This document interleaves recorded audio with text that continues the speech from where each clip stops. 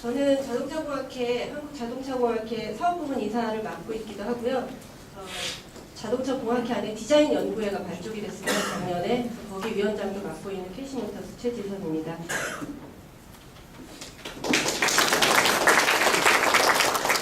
아시다시피 지금 디자인 기술 부문 시장을 위해서 세미나를 하는데, 여러분들 아시다시피 이 디자인 부문은 그냥 여러분들 상을 드리기 위해서 만든 거예요. 아시죠? 그래서 여기 뭐 참가하시는 분들이 디자인 전공하신 학생분들도 아닐 거고, 저희가 여기 참가하는 차량이 뭐 공도를 달리는 그런 완성된 차가 아니고 여러분들이 그냥 한번 시험 지작해보는 학생 입장에서 그런 차들이기 때문에 디자인 부분을 특히 무슨 완성도를 봐서 어떤 아주 강한 규정을 넣어서 그런 심사를 하려고 하는 게 아니라, 여러분들이 디자인에 대해서 맛을 좀 보고 점수도 드리고 그러려고 만든 그런 부문이니까 가볍게 좀 접근을 해주셨으면 좋겠어요. 그래서 이번 자료도 사실은 그렇게 좀 쉽게 설명을 드리려고 준비를 좀 했습니다. 사실 자동차에서 디자인이 차지하는 비중은 굉장히 크고, 사실 우리나라 자동차가 지금 뭐 디자인 경쟁력이 굉장히 높아져 있는 상황이지만, 여기서는 그거보다 좀 더 가볍게 접근하시는 게 좋을 것 같습니다. 아시다시피 지금 세 가지 부문이 있습니다. 이렇게 다 다른 부문인데 디자인을 적용하기가 쉬운 게 아니에요. 그래서 사실 자료를 만들고 그 디자인 부분 평가 항목을 만드는데도 사실 굉장히 어려운데, 평가 항목 여러분들 다 공지에서 아시다시피 독창성, 예술성, 편의성, 안전성, 완성도, 다 좋은 말이죠. 좋은 말인데 이걸 어떻게 해? 디자인을 어떻게 적용을 할까? 아마 아무 생각 없으실 거예요. 그래서 제가 그러면 어떻게 해야 되느냐 간단하게만 설명을 드릴게요. 제일 중요한 게 디자인에서는 뭐 다른 것도 다 중요하지만 조화예요. 잘 어울러져야 돼요. 그 조화라는 뜻이 뭔지 한번 여러분 사전적인 의미를 보시면, 서로 잘 어울려서 모순됨이나 어긋남이 없어야 된다. 여기서 서로는 뭐하고 뭐가 서로 맞아야 될까요? 사람. 지금 운전하시는 드라이버가 있죠. 사람하고 자동차하고가 잘 조화를 이루어야 한다. 이것만 유념을 해두시면 될 것 같습니다. 그러면 조화를 어떻게 이루면 될까? 어떻게 하면 될까요? 굉장히 디자인을 평가하는 항목들은 굉장히 많아요. 근데 이번 자작차 대회에서 여러분들이 유념해 주셔야 될 거는 딱 4가지로 제가 정리를 했습니다. 첫 번째, 디자인 요소 중에 비례, 구조, 색상, 창의성. 쉽죠? 요거 4가지만 좀 유념을 해서 만들어 주시면 높은 점수를 드릴 수가 있어요. 그러면 비례는 어떤 것인지 한번 볼까요? 프로포션. 여러분들 많이 들어보셨을 거예요. 황금 비율. 그죠? 제일 아름답다는 황금 비율이에요. 사전적인 의미는 이렇습니다.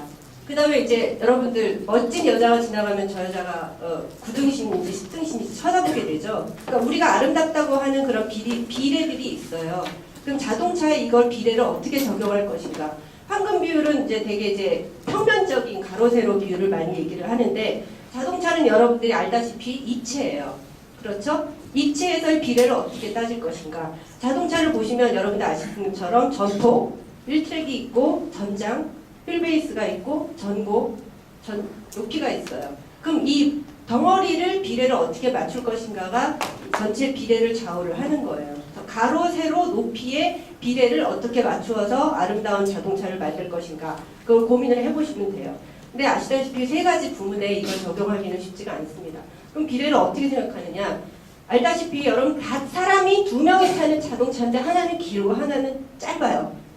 다 아시는 자동차죠? 그러니까 사람하고 차하고 잘 조화롭게 하지만 2개가 기능에 따라서, 목적에 따라서 이렇게 비례가 다를 수 있다는 거예요. 그러니까 여러분들이 참여하시는 분야마다 그 분야에 어울리는 비례를, 좋은 비율을 찾으시면 된다는 거죠. 같은 얘기예요. 같은 얘기인데 이것도 뭐 카트하고 뭐 포뮬러 이런 것들 그림인데, 다 똑같이 한 명 드라이버가 있고 엔진이 위치하지만 엔진 위치에 따라서 비례가 다 달라집니다. 목적이 다르겠죠. 이 차들이 참가하는 경기가 다르고, 그러니까 이런 비례를 각자 참가하시는 목적에 맞게끔 가로, 세로, 높이의 비율을 맞춰주시면 된다는 거고요. 그다음에 두 번째 구조입니다. 여러분들이 만드시는 차는 사람도 타고 이건 지금 그러니까 보통 승용차의 얘기인데 각종 기능들이 다 모여있는 자동차들이에요. 이런 구조들을 잘 조화롭게 섞어야 그게 완성된 차가 되겠죠. 근데 여러분들이 만드시는 자작차는 한 명이 타고 최소한의 비용으로 최소한의 재료를 갖고 만드는 차기 때문에 완성되는 차하고 이런 양산차들하고 비교할 건 아니지만 꼭 필요로 하는 기능들하고 사람하고 그 구조가 정말 경제적으로 합리적으로 잘 조화롭게 이루어져야 한다는 거죠. 그러니까 예를 들어 운전을 해야 되는데 작년에 그런 차 봤어요. EV 부문이었는가? 완전 사과 박스 같은데 드라이버가 이렇게 앉아서 운전할 수 있게 만들어가지고 온 학생들이 있었어요. 사람이 운전을 해야 되는데 휴먼 패키지라는 말 들어보셨죠? 운전하는 자세가 굉장히 중요한데 그 경량화해서 만들기 위해서 정말 작은 공간에 사람을 꾸겨넣기 위해서 사과 상자 같은 데다가 드라이버를 집어넣게끔 EV로 꾸며갖고 오신 학생들을 봤거든요. 근데 그런 거는 어떻게 보면 구조를 합리적으로 풀었다고 할 수 없는 게 되겠죠. 그래서 그 구조와 인간과의 관계를 좀 잘 따져주시면 좋을 것 같고요. 그래서 뭐 지금 세 가지 부문이 다 이유가 있는 구조가 있는 겁니다. 아시다시피 바하 같은 경우는 오프로드를 달려야 되기 때문에 최저지상고라고 하잖아요. 바닥에서 자동차의 제일 낮은 면까지 높이가 굉장히 높고 포뮬러 같은 경우에는 그렇지 않기 때문에 최저지상고가 굉장히 낮겠죠. 그 EV 같은 경우는 이게 지금 외국의 사례 같은데 전동 공구를 달리는 EV겠죠. 이건 무엇보다 효율적이어야 되기 때문에 아주 가벼운 구조여야 된다는 거죠.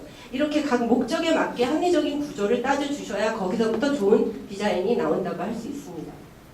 이제 세 번째 색상입니다. 이 부분이 아마 여러분들이 점수를 제일 많이 따실 수 있는 분야라고 생각을 해요. 우리가 깔맞춘다 그러죠. 요즘 그런 말 학생들 많이 쓰죠. 그러니까 예전보다 그런 색상에 대한 감이 요즘 젊은 세대들이 많이 높아져가지고 깔 맞추는 거 굉장히 잘할 거예요.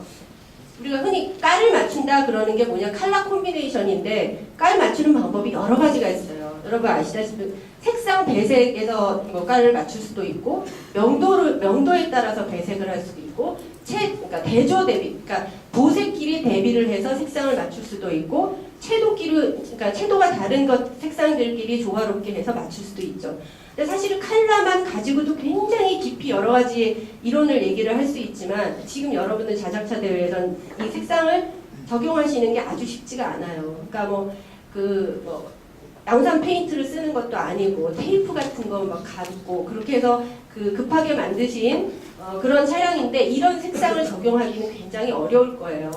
톤도 굉장히 다르고 소재에서 오는 색상의 느낌도 다르고 하기 때문에 그래서 팁을 드리자면 아까 말씀드린 그런 여러 가지 컬러 조화가 있지만 그 중에서 이 좀 좋은 예라고 지금 제가 사진 완성차를 넣었는데 어떤 느낌이 드세요? 컬러가 각자 다 이유가 있어서 다른 컬러가 있지만 통일된 컬러를 썼고 각 부문마다 그러니까 각 파트마다 통일된 컬러를 썼죠. 여기 보면 범퍼하고 본네트, 도어 이런 것들이 다 같은 컬러로 되어 있잖아요. 자동차 일반적으로 그렇게 하지만 그러니까 컬러를 통일을 시켰어요. 거기에 포인트가 들어갔어요.